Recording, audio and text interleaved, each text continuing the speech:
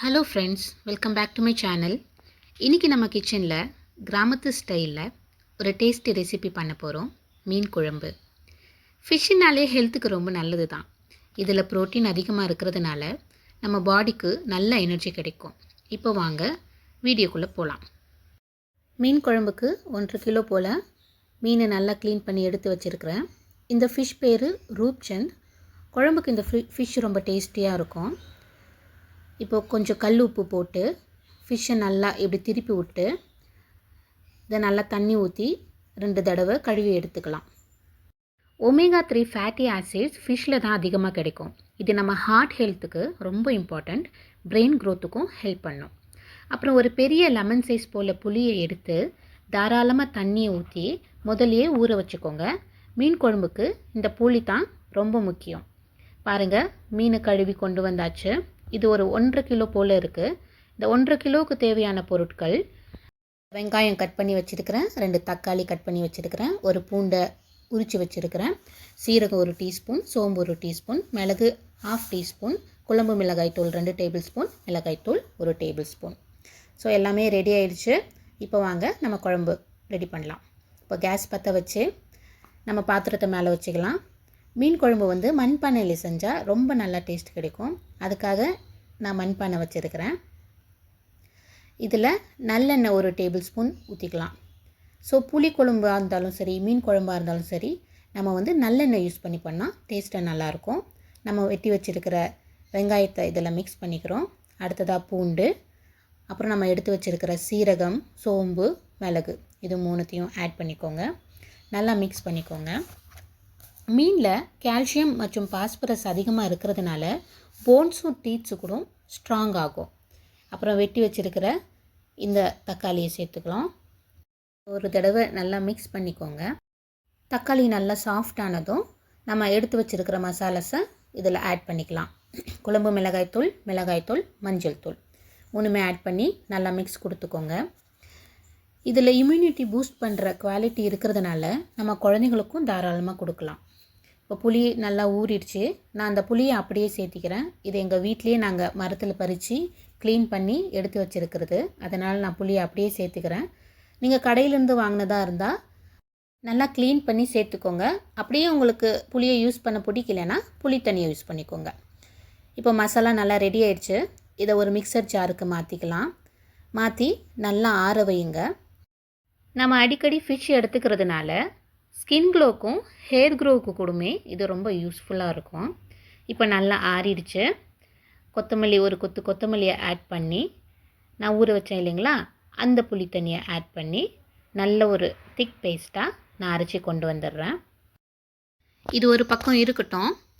இப்போது நம்ம இந்த மசாலாவை தாளிக்கிறதுக்கு தேவையான பொருட்களை எடுத்து வச்சுக்கலாம். ஒரு 5 to 6 பல் பூண்டை உரலில் போட்டு நல்லா இடித்து எடுத்துக்கோங்க. இந்த இடித்த பூண்டு மீனுக்கு இன்னும் சுவையை கூட்டும். தாளிக்கு தேவையான பொருட்கள்: 1/2 டீஸ்பூன் கடுகு, 1/4 டீஸ்பூன் வெந்தயம், இடித்து வச்சுருக்கிற பூண்டு, வெங்காயம், கருவேப்பிலை. இப்போ எல்லாமே ரெடி ஆகிடுச்சு. வாங்க மசாலாவை தாளிச்சிடலாம். மறுபடியும் அதே பேனில் 1 டேபிள் ஸ்பூன் எண்ணெயை ஆட் பண்ணிக்கோங்க. எண்ணெய் நல்லா காஞ்சதும் 1/2 டீஸ்பூன் கடுகை இதில் சேர்த்துக்கோங்க. அப்புறம் 1/4 டீஸ்பூன் வெந்தயத்தையும் இதில் ஆட் பண்ணிக்கோங்க. 2மே நல்லா பொரிஞ்சு வந்ததுமே நம்ம வெங்காயத்தை சேர்த்துக்கலாம். மீன் குழம்புக்கு ரிச் டேஸ்ட்டு கொடுக்குறதே இந்த சின்ன வெங்காயம், நல்லெண்ணெய், புளி தாங்க. ஸோ இதனுடைய குவான்டிட்டியை கொஞ்சம் அதிகமாக சேர்த்தணும்னா நமக்கு ரொம்ப ஃப்ளேவர்ஃபுல்லாக இருக்கும். வெங்காயத்தை ஆட் பண்ணிட்டேன். இடித்து வச்சுருக்கிற பூண்டு, அப்புறம் நம்ம எடுத்து வச்சுருக்கிற கருவேப்பிலை 3த்தையும் ஆட் பண்ணி நல்லா மிக்ஸ் பண்ணிக்கோங்க. வெங்காயம் பூண்டெல்லாம் நல்லா வேகட்டும். ஃபிஷ்ஷு லோ ஃபேட்டாக இருக்கிறதுனால டயட்டில் இருக்கிறவங்களுக்கு ஃபிஷ் பர்ஃபெக்ட் சாய்ஸ்ன்னே சொல்லலாம். பாருங்கள், நல்லா வெந்துருச்சு. இப்போ நம்ம அரைச்சி வச்சுருக்குறோம் இல்லைங்களா, அந்த மசாலாவை ஆட் பண்ணிக்கலாம். மசாலா கொஞ்சம் நேரம் இந்த எண்ணெயிலே நல்லா மிக்ஸ் பண்ணுங்கள். எண்ணெயிலே நல்லா வேகட்டும். கண்டினியூஸாக இப்படி மிக்ஸ் பண்ணிகிட்டே இருங்க, இல்லைன்னா அடி பிடிச்சிடும். நல்லா வாசம் வருது. மசாலா நல்லா வெந்துடுச்சு. இப்போ நம்ம தண்ணியை ஆட் பண்ணிக்கலாம். நான் 2 கிண்ணம் போல் தண்ணியை ஊற்றிக்கிறேன். உங்கள் கன்சிஸ்டன்சியை பார்த்து நீங்கள் எவ்வளோ தண்ணி வேணுமோ அவ்வளோ ஆட் பண்ணிக்கோங்க. பாருங்கள், மசாலாவை நல்லா மிக்ஸ் பண்ணி இப்படி கலக்கி கொடுத்துக்கோங்க. அந்த இடித்து வச்சுருக்கிற பூண்டு, சின்ன வெங்காயம், கருவேப்பிலை, கடுகு, வெந்தயம் இதெல்லாம் சேர்ந்து ஒரு நல்ல மணம் வருது. தேவையான அளவு உப்பு போட்டு நல்லா கொதிக்க வைங்க.